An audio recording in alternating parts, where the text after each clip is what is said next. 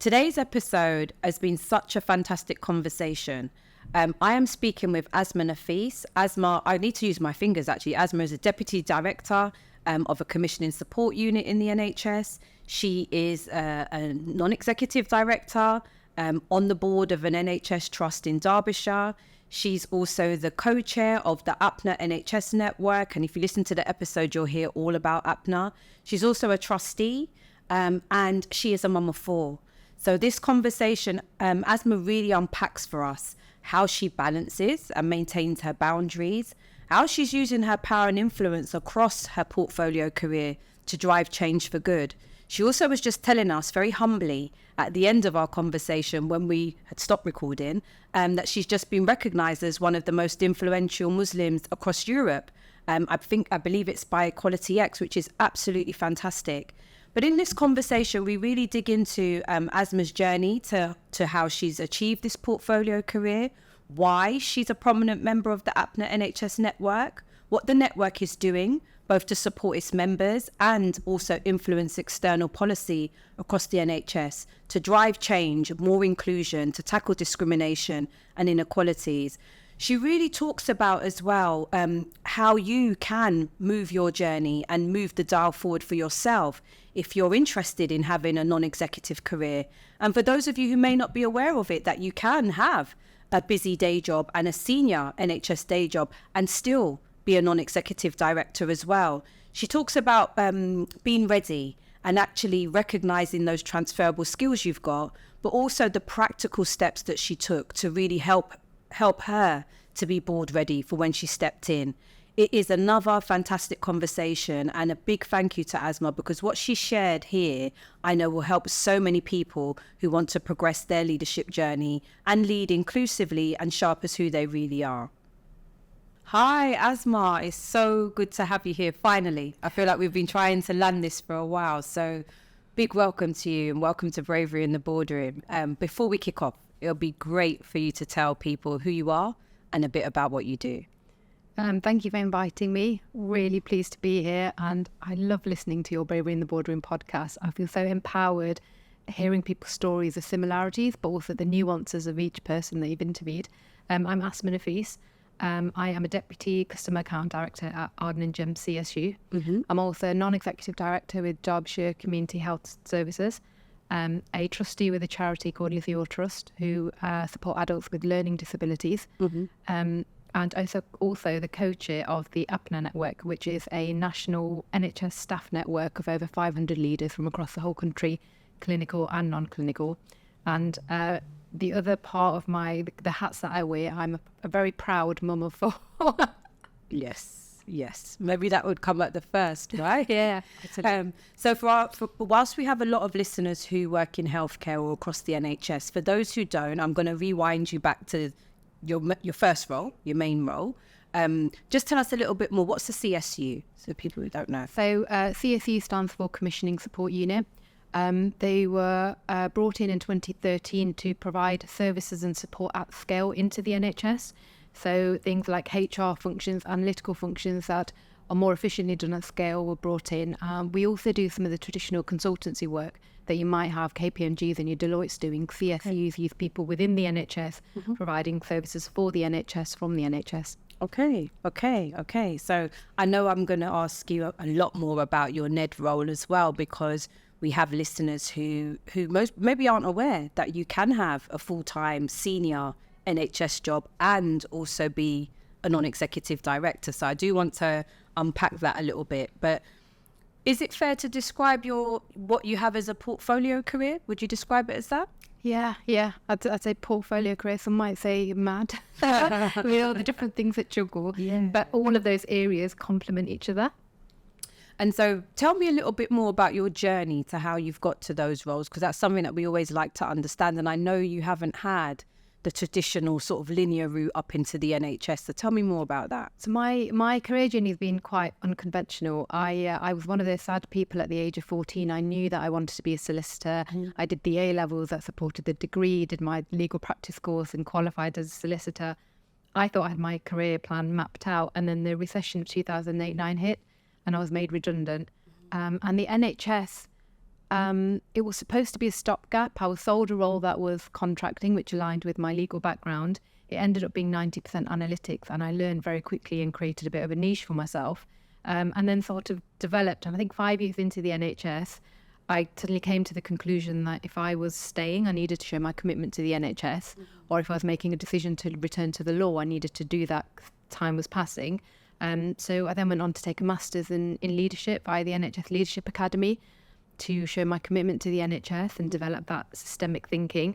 And then over time, I became known for kind of being good at that triangulation between contracting, analytics and finance, which is rare because we work in silos quite a bit, don't we, the NHS? Yeah, very much so.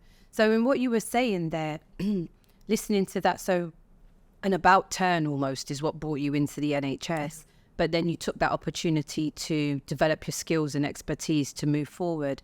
Was there anything else that helped you on that journey? I think a number of things. There's something about how you deal with ambiguities, having a resilience to be able to reconfigure the plan really helped. I'd say along the way I also had allyship. So funny story, when I was offered my first assistant director role, I turned it down. I turned it down because at the time I had 3 young children and I used to work at 8 till 4 in Coventry and have to be on the motorway at 4 to do the after school pickups. And so I thought there's no way that I can manage this because it's about expanding, going from head of BI to assistant director of contracting and having both under my portfolio. And our chief exec at the time, an amazing lady called Juliet Hancock, came and took me aside and she said, what's your reservation? And I said, well, I've got young children. I can't be here doing meetings after 4 o'clock. And she said, I'm a mum. She said, I like to drop my youngest off to school, 'cause the youngest going to secondary. I tell them no meetings before 9:30. She said, it's acceptable for you to say no meetings after 4 o'clock. And for me, that was quite pivotal because suddenly I wasn't apologetic about being a parent. I wasn't feeling like I needed to overcompensate in other ways. And it was a game changer for me. And that's some of what I like to extol now as a leader myself, about levelling that playing field for working mums, about making a more inclusive environment for people to progress. And that you felt safe to ask it or voice it when you were asked. I think such 2 things that you shared there. One is about you wanting to progress, but that challenge of being the parent, isn't it, and how that might work for you, but also your chief exec reaching out and saying, what is it? Because, and why I point that out is because sometimes as leaders we say, my door's always open, come and see me. But you had a fear, so you maybe wouldn't have expressed it until she came out and asked, isn't it? Absolutely. What is it that may be preventing you from moving forward with this? Which is amazing. And that thing about, we were just talking about before we pressed record, didn't we? About, I was saying about inclusive leadership. And actually, we're both big champions in the EDI space of wanting to see leaders who look like us have the confidence to flourish and be given opportunity to flourish. But I was also saying about, one of the most important qualities is about being an inclusive leader. And when you hold that leadership responsibility, understanding the needs of who you're looking after and trying to support them is so vital, isn't it? So I loved what you shared there. Thank you. So let me pick up on then talking about leadership. If I asked you the question, how would you describe your leadership in 3 words? What would you say to me? So values-based. My values and sense of justice and fairness and equality are very important to me, and I like to make sure that in everything that I'm doing, my conduct almost extols the values that I feel. I'm also all about collaboration and empowerment. So I like to empower those around me to lead alongside. It's not just about everybody doing things in silos. Together we can achieve more. And that collaboration piece in the NHS, I don't think we do that enough. So my background as a lawyer, it's very rare that you would be drafting a document from scratch because we have precedents. In the NHS, we have 42 individuals doing similar roles in 42 ICSs trying to do pretty much the same thing. So I think creating those communities of practice for knowledge sharing by way of conferences, by way of shared spaces where you can interact and connecting people is really important. And I think that's part of kind of progressing the NHS. This is, it's so true, because how do you achieve the balance between having the local focus, isn't it? So you are trying, really focusing in on your community's needs and how you meet them, but then also connecting back. So like you said, we're not trying to all reinvent the wheel on our own. We're working out how we can do that together. There's a sweet spot in there somewhere, I'm sure. Because if 70% of the work is similar across the country, then you've got more time for that 30% about nuancing for your local communities and engaging with communities to build that in. Yeah, so true, so true. So tell me a little bit more about challenges. So heard a bit about how you progressed and how you pivoted, and a little bit, tiny bit about where you are now. But it'd be really good to hear about on your journey, were there any challenges in getting to where you are now? I think if I think of my career journey, there's the obvious challenge of trying to juggle parenthood and life outside of work alongside work. And if I look back at the early part of my career journey, one of the big challenges was feeling like I needed to be the hardest working person in the room. Tell me more. And I feel quite sad about that, reflecting on it now, because I was doing more than and I don't know how much of this was about me and what I was projecting and how much of it was around the expectation. And I imagine it's probably something in the middle. But I was, coming back from work, putting children to bed and then working into the night and working at twice the pace of those around me to almost prove that I was in this role and I was validly in this role. And if I was to say one thing to me 10 years ago, it'd be stop, you are enough. And we don't do that enough, do we, to say to someone who is working above and beyond what they need to, stop, it's fine. I think the other stage is I'm quite analytical and structured in my approach. And because of that early experience with my planned career path, kind of having to reconfigure it, quite agile in approach. So there's been challenges along the way, but it's your ability to manage them and constantly be growing and grabbing opportunities as they come along.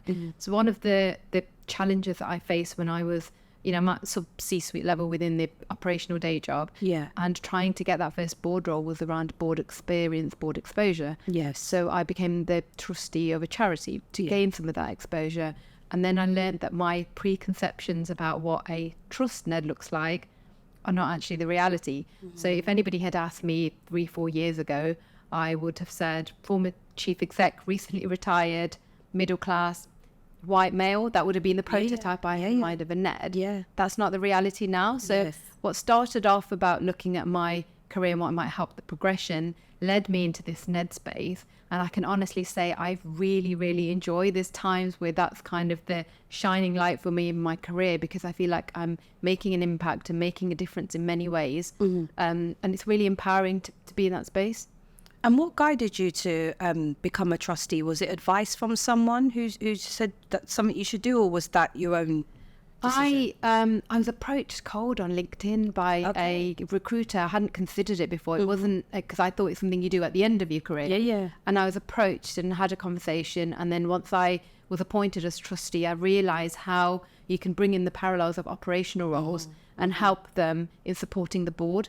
So the charity that I work with, I did some mentoring with the chief executive when she came back from maternity leave after her first child.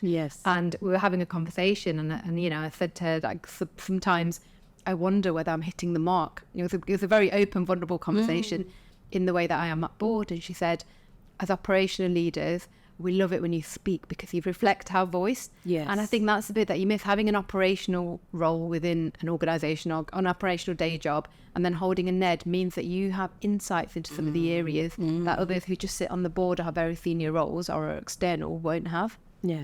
So let me ask the big question then about you. I mean, you touched on your mum of 4, and you mentioned about, at the time when you were looking to step up and you had 3 young children. So I mean, I want to ask it. How do you juggle it? How do you manage that in terms? Is that a challenge for you, or have you got a structure and approach that really works for you that listeners might want to learn from? So I now have 4 young children, 3 at a time when I was starting off on that journey. I think there's something about, we make space and time for the things that are important to us. And it's keeping the boundaries between the working world and doing enough so that you can achieve what you want to within your career, and the boundaries of what you want from your personal life, from your family life. And it's a fine tightrope, if I'm honest. And some weeks I feel like I'm winning, other weeks I feel like I'm failing, and probably all doing fine and just need to turn to the one of the it's okay. There's some tips and tricks that I've taken along the way. So for me, this hybrid working has meant that I save 6 hours a week on commuting time from Birmingham to Coventry at the time. Yeah. And that 6 hours a week means that I'm now able to do the NED role, to commit some time to that. Yes. Outside of that, it's been very organised and very structured. So ring fencing pockets of time to do the things that are important, and making sure that you also have time to do some of the meeting friends and networking and social building and the things that nourish the soul. It's a very fine balance. My cheat for the women out there is I have an amazing lady who cooks curries for me 3 days a week. And so it takes the burden off me, which means that time can be spent relaxing with the children that I might otherwise be in the kitchen. So I'd say find the cheats. Find the cheats along the way that help you make time for the things that are important. Yeah, I really hear that. I have 3 children myself, and having transitioned career as well. There's a podcast I listen to, and and I think she talks about that. Just because you can do something doesn't mean that you should.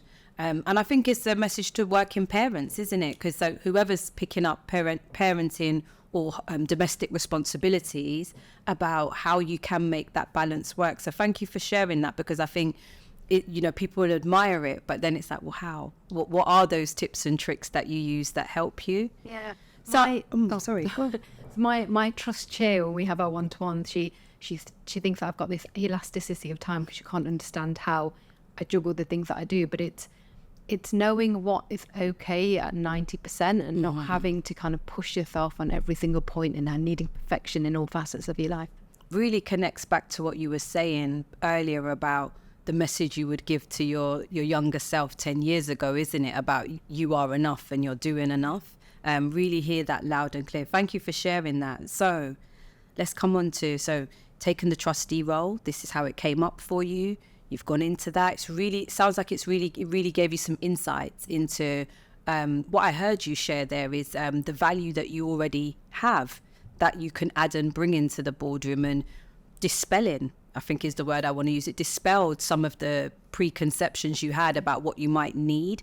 And I tease that out because I know so many people will be thinking, I've got to have X, Y, and Z, or they've come across a recruiter who's been very rigid in that, as you say. But I really heard you as well, Asma, with what you're saying. Now, if we look at the profile of NEDs, non-execs across the NHS now, it's changing. The profile is changing.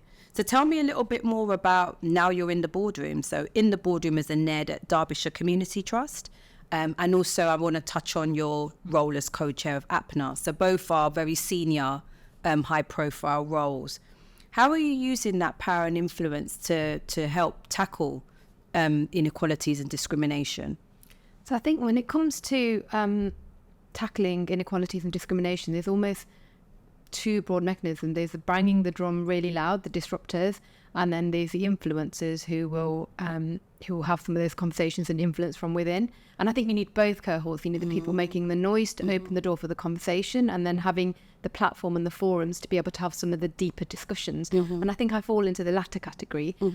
So for me, it's about considering every conversation that we're having as influencing and nudging closer to a better understanding, whether it comes to diversity issues, the intersectionality of, working parents, of someone having an operational role and a non-exec director role, all of the different facets that make I enjoy having conversations about them, because it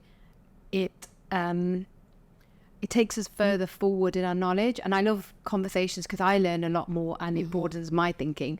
For example, we had a board development day around ED&I, and we had the lead of our veteran network come along. That was a blind spot for me, and I really enjoyed that forum to be able to learn a little bit more. So I think the way that I influence is by having conversations, by nudging a little bit, by using APNA to influence where there's big issues that are really important to our members, being able to highlight them, and also in the way that I project myself externally and the platforms that I'm on, not just at board level or within the organisations I work in, but broader than that. I get told a lot that the visibility of someone like me sitting in the roles that I do empowers those who are in the pipeline for senior leadership to think I could achieve that because there's someone there who looks like me. And I think we almost have this responsibility for all of us, don't we, to empower that future generation in the pipeline of talent. For sure. So powerful what you shared there. And I think we were talking, weren't we, before, about representation by site is important, but we also, what we heard there about your values-led leadership, and you describe yourself as a values-led leader. It's not just what you look like and how you're showing up. It's also about how you're leading, isn't it? And how you're, like you said, using your influence to drive change in some of those important spaces. So really hearing that, and I think that's such an important message. Did it make a difference for you? Because I know at Derbyshire Community you have got a more diverse board. Did that make a difference for you in stepping into the NED role? I think Derbyshire Community were unique in their approach when they thought to recruit, because I came into Derbyshire as an associate NED, and they wanted to support those wanting to come into the NED space initially, and then I was promoted earlier this year. Derbyshire actively reached out to a number of individuals that they had seen on other panels, who they were impressed by, I thought would be a good fit, and so they reached out to me, and I was part of a cohort of 8 individuals who were asked to apply for roles, and then we went through the stringent interview process. I think our chair at the time, Prem Singh, who's now since retired, he was a very inclusive leader, and his approach about being proactive in bringing a more diverse cohort of NEDs was really important. Our new chair, Julie, is absolutely amazing as well. She's very good at asking some of the difficult conversations and challenging ourselves about whether we are projecting and extolling the values as a board that we should be. So one of the other things that in having these conversations, so throughout the podcast series, throughout the webinars that we've had, we were at APNA conference with you in September. I'm really listening carefully to some of the key themes that are coming through, and inclusive, supportive senior leaders comes through time and time again. And when we see and hear the organisations, we had Gabby Otimo on here last time, and she was talking about the leadership of her trust. She's at another trust in the Midlands, and just sharing about when you have inclusive, supportive senior leaders and leaders throughout the organisation, what that instills and encourages, and also what that calls out in terms of this is how we are leading here, and this is how we're leading our people, and this is how we're not doing it. And it doesn't mean that it's a perfect world, because I'm not hearing those organisations say we've got it cracked, but you absolutely can see that difference. So if someone was asking you that question, kind of what I asked, but if I probed it a bit deeper and said, what difference does a diverse board make? What would you say to that? So if I take a very NED-like approach, so what are the main issues for across the NHS? So activity, needing to deliver more patient care, higher acuity of care needed for patients, ageing population, finance, financial constraints, and workforce. So we don't have a whole pipeline of talent coming through the ranks, so we have retirement and leavers. So in terms of how we can deliver improved patient care and deliver more activity than we have before, it's about that enhanced decision making and a deeper connection with your local community, so that you're serving the population in an appropriate way, so that each interaction with healthcare is efficient in its processes. And similarly, if we talk about workforce, so a board that reflects your workforce will help promote recruitment, retention, training, awareness of the needs of diverse communities when they come and work in your organisation. And on the financial side, so we know diversity breeds innovation, and innovation is what's needed in the NHS. And by diversity, I don't just mean the protected characteristics, but having digital champions on your board, having working parents on the board who can talk about the flexibility. There's so many facets when it comes to diversity on boards, and how we can all empower each other to think in a slightly different way based on the unique perspective that we each bring. Yeah, I really hear that. I mean, the fact of the matter is the working age population is more diverse than ever.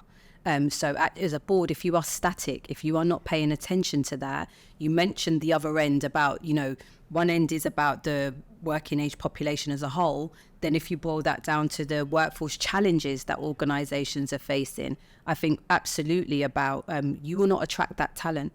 So if the diverse talent that's out there, by all protected characteristics, people are looking you up. People are looking you up to see what are you doing around EDI, but also are you doing what you say you're doing? What's really going on? What do people say who work here about what it's like? Can I show up as my true self? Can I be a disruptor? Isn't it? Can I bring that innovation? Have you got space for me? People are really choosing, and it is an employee's market at the moment, isn't it? You can choose where you want to go. So absolutely hearing you about that line that Gabby gave us about whose voice is not in the room. I think it's so powerful when she said that, whose voice is not in the room when we are thinking and looking ahead and looking at what you want to do. Like you said, how are we trying to serve and reach our communities? Whose voice isn't here? And if you've got diversity in your leadership, you have more chance of hearing the voices and enabling the voices to come through from different spaces. So true. Thank you for sharing that. So, coming to this question about underrepresentation, because that's some kind of the theme that's been following through in our conversation.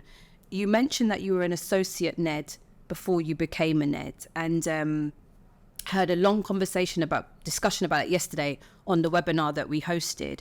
People who really want to understand more about the associate NED roles, and it was really good to unpack it. But what advice would you give to other aspiring non-executives from underrepresented groups? So the first one is apply now. We really need you. That mental block that you have, am I ready for it? Have I got the right experience? Apply now. Some of the practical steps. So I think research and truly try and understand the NHS if you're from outside the NHS. But also the role of a board, the governance of risk assessment. And you'll find that a lot of the skill set that's needed to sit on a board as a non-exec director, you have that and you practice that in your operational day role. You just don't realise those transferable skills. I think there's also something about selecting an organisation whose values align with yours. So when I think of my journey, and I'd applied to a number of trusts, and I was very selective about organisations that I had a connection to and whose values aligned with mine. I think do your research into the organisation and reach out to people who are in the NED space to say, I'm really interested. Please talk to me about what it's like being a NED, what experience I could gain to help me on the journey. So becoming a school governor or the trustee on a charity is a good stepping stone to understand how a board works and that governance process.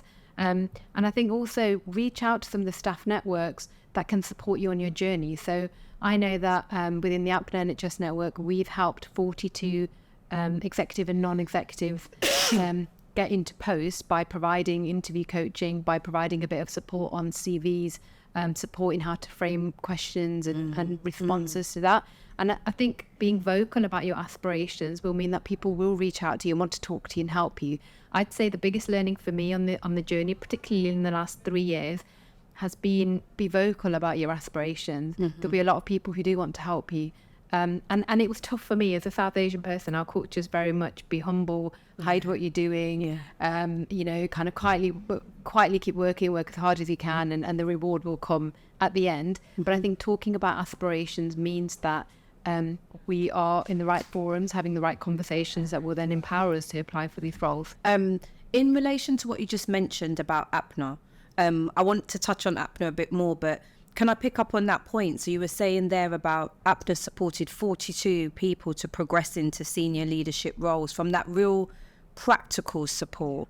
There is something, there's a term I use about being in a state of readiness. So some of what you've shared there is about that, have the confidence, the practical support that you can have.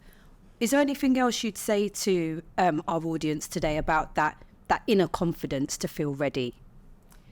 I think the inner confidence is almost, it's a difficult one because I imagine that imposter syndrome, it strikes me quite often, and it sits within all of us. But by having some of those conversations with people who can reinforce and help you see who you are and what you can deliver, and that almost allyship of building up your confidence really helps. I think also it's easy to think of senior leadership as something that happens over there by very important people who are ready in the full package. As I've progressed in my career, what I've realised is everybody's learning on the journey. Each step of the way, everybody's learning. So you're not inferior. You don't have a huge number of steps to climb. It's about kind of really looking within at the skill set that you have, about the unique value that you bring as an individual and the intersectionality of your experiences and how you will then add value to the board. So if I think of myself, I know that my first year as an associate NED, I preferred to be in the chat box than speaking. And I almost had this feeling of I'm an operational person and have I got the authority to speak here? And over time, confidence grew because I realised that the things that I was thinking but not articulating was exactly what was being discussed. Yes. And it's easy to kind of fall into that, am I good enough? Yeah. Yes, you are. Yeah. So almost think of your own skill set and know that whatever stage you're at, you are good enough and you have got a lot of value to add. Such helpful advice, really, really helpful advice. Thank you so much for unpacking that. Because as I said, we received so many questions about that, and I think demystifying the associate NED role. I know that sometimes there's a feeling that it's not as important or as powerful, and I think I will share. I mean, I'll make sure we share the link to the session we had yesterday, because I think what you've shared here is really great. And there were some other great points shared there as well, that for anyone listening who really is considering a non-executive director role, a career, or the next step in their progression, so much practical insights that have been shared. So thank you so much for unpacking that. So let's come back to APNA. You know, I'm a big supporter of APNA. My reasons why is because I really believe in the power of network and movements, the size of APNA and who you've brought together. But I also heard in getting to know you and getting to know the team, I really heard the challenge you were giving yourselves as well about, okay, we're here in numbers, but now what? You know, I really heard that from you, and that, you know, your theme of going beyond the conversation. I've been there. I've been in the space with you when I've heard you challenging each other about how are we going beyond the conversation?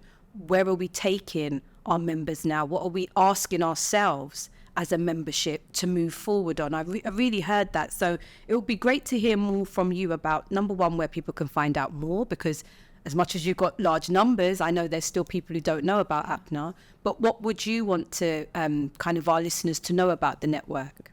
So for us as an APNA executive, the legacy and impact are really important to us. So we ran for a number of years as a WhatsApp-based group for South Asian leaders within the NHS, providing mutual support, providing that space to share good practice and talk about some of the issues that we're all facing. And over the preceding 2 years, we've worked on what is it that we want to be known about externally. So we've had the influence and impact internally for our members and supported them. What do we want to be known for externally? Yeah. And how can we have a tangible impact that takes us forward? So we had our last conference in September, which was a huge success. We had Julian Hartley, Chris Hobson, some very senior leaders who are vested into APNA's vision, which is focused around partnership working and influencing policy and tackling health inequalities and workforce inequalities and bringing in digital intervention and the intersectionality of how you can support South Asian communities and celebrating everything that we achieve. And I'll come on to later on a bit of a plug. We've got an event on the 8th of December at the House of Commons to celebrate South Asian pioneers. We'd love to have you come and join us. Oh, wow. Thank you so much. So one of the things that came out of our conference recently was at Dragon's Den. So we asked people to come up with innovative ideas, both digital and non-digital, and the top 3, we will be pitching them to senior leaders within the NHS to help progress.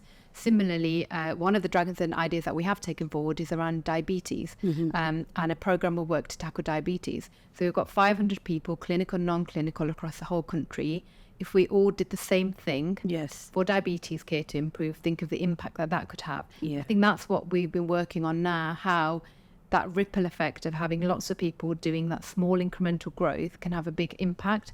And what's really important to me as co-chair of APNA is leaving a legacy, so that some of the experiences that our members have had, that I might have had in my NHS career, my children won't have that, and future generations won't deal with some of the same barriers that we have. Yeah, really hear that. And if you haven't been to an APNA event before, it's warm, it's welcoming, it's interesting, it's challenging, it's insightful, but the energy, the energy, I hear everybody say the same thing. The energy is amazing, but also the challenge to each other. That's what I really like, when we did the Bravery in the Boardroom session, both when we did the seminar with a smaller group and the first year, and then being, given a prime time slot on the main agenda, I like the challenge of the questions. It wasn't the same old questions. It was that actually, we know this, we're hearing this, what about this? And I really appreciate that push. Let's push the dial. You're our leaders. How can you help us? Or you're there in the boardroom. what is it you can really help us to understand differently, or what's that nugget that might unlock it for me? And I always speak about those keynotes and those discussions and some of the panels that you had. They're like online, they're like a 1 hour mentoring session in terms of what you hear from your guests and what they're sharing. So, you know, if anyone hasn't been to an APNA event before, I'll plug for you actually, because you learn so much, but it's a wonderful, warm welcome. And actually there's power. And I know one of our panel guests who we had, Bimal Patel, who's the Deputy CEO at North Middlesex Hospital, he hadn't heard of APNA. He'd heard of it vaguely, but he didn't really know in detail what the network was about. And he just said, wow. When he's up there on the stage in the room, he said, wow. He said, you know, I will be here next year and every year I'm in, you know. So I think using the platform to share it, but not just because it's the numbers, it's actually the energy, the support, the challenge that you receive from both your network members and your events. I think it's amazing. And it's a great, thank you for sharing a little bit more of the story as well, of how it started from a WhatsApp group, because here, one of my main passions is about encouraging people that there's something we can all do to help turn the dial. And I think, you know, hearing that someone, you know, 2 or 3 people started a WhatsApp group, and that's where it grew. And it might have taken a bit of time to flip it into a more formalized network, but actually now you're doing that, you're really trying to use the levers that you have in the senior leadership team to build the network out and to have that external influence. It really shows that from that seed. The last thing I would say about also, which I love, is about your connection to charity. You know, the connection that whenever you come to an APNA event, there is always a charitable cause. You always talk about it. You're very clear about, you know, this is what we're raising funds for today.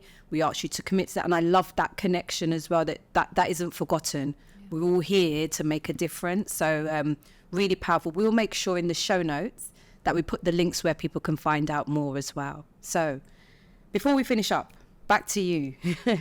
You mentioned when we were speaking earlier about being a mum, how it's busy, some of your tips and tricks, and you spoke about being really boundaried and protected times. But I always like to ask our leaders here, before you go, please share with us, what is it you do to sort of look after your well-being? As I said earlier, I think that it's a very fine balance about making the time to look after yourself. For me, I do Muay Thai martial arts. So for those of us who've been on a Teams meeting with me where I've not managed to blur the background, you see a big punch bag in the background. Yeah. And it really helps me kind of relax and wind down, and I do some of my best thinking there. I think I also try as much as possible, particularly in this hybrid working world, to have walking meetings. If a call can be done on the mobile, I will walk around the block, getting that fresh air in, looking after yourself, a balance with everything that you do. Self-care wise, I make sure that I do some of the fun things with the kids, like going to the park, which, you know, you can get busy with life and then not make time for some of the small moments that the kids will remember and recognise. I love a cheeky spa day, and and pre-COVID I used to try at least twice a year. I'd book an annual leave day when the children are in school and go have a spa day. I'm going this weekend actually. Nice. So I think finding that time to do the things that you enjoy, that help you relax and switch off, because society at the moment and the pace of life means that you always feel guilty when you're not doing anything and you're relaxing. I am a massive Bollywood buff. Yeah. And Bollywood, for those who don't know, we have 3-hour real theatrical musical films. It's the only time where I'll sit down and just sit and watch and be fully present. Whereas in other circumstances, you get up midway through, you get a load of laundry on, you get the dishes, there's always something else that you're doing. So I find that really helps me to wind down and switch off. And the other side is just being around the kids, you know, kind of doing some of the silly things that they really enjoy. So my 5-year-old is absolutely obsessed with princesses and lip gloss. She's too young as a 5-year-old, but kind of engaging in some of the things that she enjoys helps me relax and wind down. Yeah. Oh, do you know, it's so wonderful to hear that, and to hear you promoting and advocating about self-care, you know, about having fun time, having downtime. We heard so much about your portfolio career and how busy it is, you know, but to also hear actually the reason why you're able to do that And I'd say to do that with joy, because, getting to know you, you're a very joyful person. Actually, really promoting that self-care and reminding us all as leaders at any level, as working parents, to just try and protect a little bit of time for yourself and how important that is. Thank you so much for sharing that with us. And there's just one thing I'd almost add, and is, so I was almost forced to be more mindful of self-care because last year I was diagnosed with long COVID, and the symptoms were fatigue and brain fog, and respiratory issues. And it forced me to reflect on what's really important, what's important in life, and making time for the things that you enjoy. And part of that reset process, I was one of those people who very rarely took annual leave time in big chunks. So I took a chunk of time off over the summer, and I took my kids over to Kashmir. So we were in the mountains of Kashmir, living a very off-grid life for 4 weeks.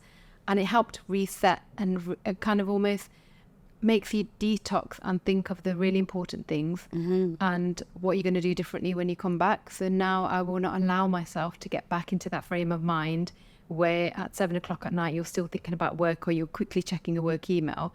I think I was forced with the long COVID to reflect on what I need to do differently for my own health and well-being. And that's resulted in something more positive coming out of it. But I'd say for our listeners, don't wait for a triggering factor. Almost make the change now. But you know what? Thank you so much, because that's a really powerful message there, isn't it? That I hope you are feeling better. But it's a really powerful message that sometimes we do wait, don't we, until we've hit a wall, or that we are really experiencing that burnout, or for yourself, an illness, a long-term illness comes up. So understanding that might have been a bit of a trigger for you as well, but just loved hearing how you are balancing and boundaries. I think that's the words that come to mind for me in what you shared. I think I heard here about you are driving change on different levels, really showing up as the leader that you are, but also, as you said, just commanding almost that balance and boundaries and taking ownership to ensure that happens for you, so you are the best you can be in how you're leading across organisations and the network. But I'm also hearing the best you can be in terms of being with your family and being the mum that you want to be. So I knew this was going to be a great conversation. It has been. So thank you so much for joining us today, Asma. Thank you for having me. You're welcome.